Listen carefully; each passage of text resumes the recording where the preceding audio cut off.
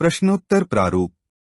प्रश्न एक, अन्य बातें समान होने पर वस्तु की कीमत और पूर्ति की मात्रा में धनात्मक संबंध क्या व्यक्त करता है? उत्तर, पूर्ति का नियम।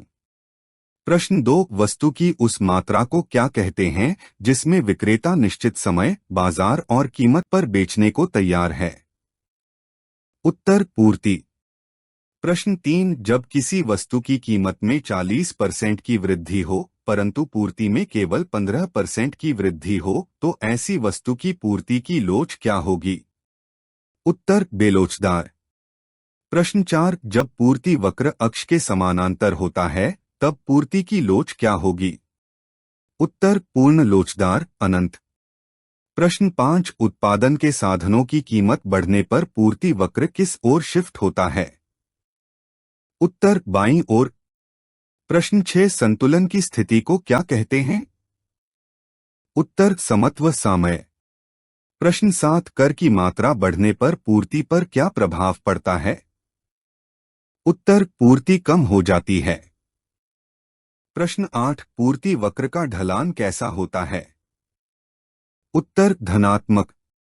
प्रश्न 9, पूर्ण प्रतियोगिता में प्रत्येक फर्म किस प्रकार की वस्तु का उत्पादन एवं विक्रय करती है? उत्तर, एक समान वस्तु। प्रश्न 10, वस्तु की प्रति इकाई कीमत को प्रदर्शित करने वाले कारक को क्या कहते हैं? उत्तर, औसत आय, आगम। प्रश्न 11, अति अल्पकाल में पूर्ति की लोच क्या होती है? उत्तर, बेलोचदार। प्रश्न 12, पूर्ति में वृद्धि से क्या आशय है?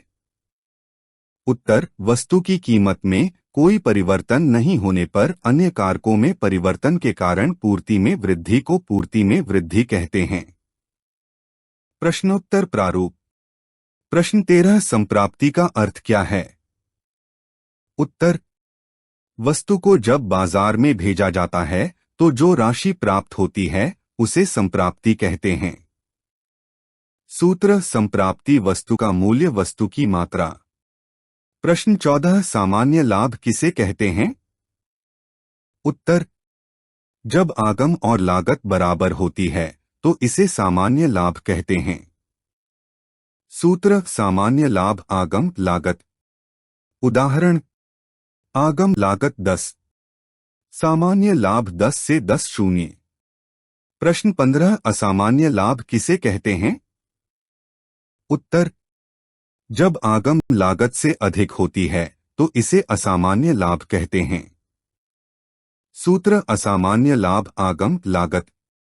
उदाहरण, आगम 10, लागत 8, असामान्य लाभ 10 से 8 2।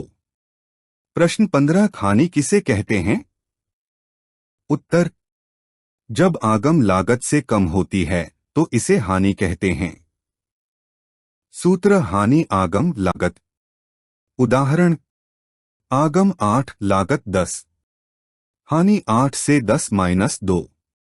प्रश्न 16, लाभ अधिकतमकरण की 3 शर्तें क्या हैं? उत्तर, लाभ अधिकतमकरण की 3 शर्तें निम्नलिखित हैं। फर्म अपने संतुलन बिंदु पर होनी चाहिए। फर्म की सीमांत लागत एमसी सीमांत आगम एमआर के बराबर होनी चाहिए। MC MR. वस्तु का मूल्य औसत लागत एसी से अधिक होना चाहिए। प्रश्न 17, पूर्ण प्रतियोगिता का अर्थ क्या है? उत्तर, पूर्ण प्रतियोगिता एक ऐसी बाजार स्थिति है जिसमें निम्नलिखित विशेषताएं होती हैं।